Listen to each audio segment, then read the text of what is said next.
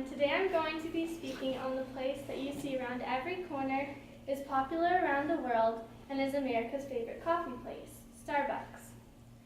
Now most of you have probably heard of Starbucks, and probably most of you have been there recently. But do you know how Starbucks started? Do you know who started it? And do you know some of Starbucks' history? Well, today I'm going to tell you. The three co-founders of this company were Gordon Bowker, Jerry Baldwin, and Zev Siegel. The three of them met at the University of San Francisco and were inspired by Alfred Peet to sell coffee.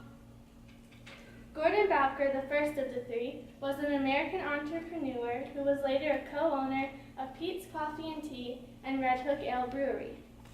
The second of the three, Jerry Baldwin, learned the coffee business from Alfred Peet, who owns Peet's Coffee and Tea. Peet's Coffee and Tea was the main inspiration for Starbucks. The third and final founder of Starbucks was Zev Siegel.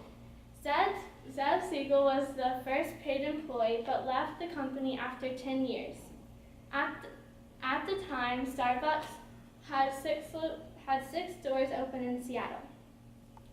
Originally, the company was named Pequod after a whaling ship from Moby Dick, but this name was rejected by some of the co-founders. Instead, it was named after the chief mate on the Pequod, Starbuck. The Starbucks logo of a mermaid was found from a Norse woodcut. The Starbucks Corporation's first coffee house was in Seattle, Washington in 1971. This was the largest coffee house in the world and now has over 20,000 stores in 62 different countries, and over 13,000 of these stores are in the US. Originally, Starbucks only sold coffee and tea, but expanded their menu as the company grew. George Howell, the person who created the Frappuccino, said that it was just a coffee milkshake, but wanted it to fit with the coffee theme, so he named it a Frappuccino, which sounded similar to cappuccino. From founding in 1971, the company expanded very quickly. Since 1987, the store has opened on average 2 new stores every day and is still increasing. In 1989, Starbucks was roasting over 2 million pounds of coffee a year, which may sound like a lot, but today they are roasting over 44 million pounds of coffee a year. Starbucks was profitable as a local company in the early 1980s, but lost money in the late 1980s when it expanded into the Midwest and British Columbia.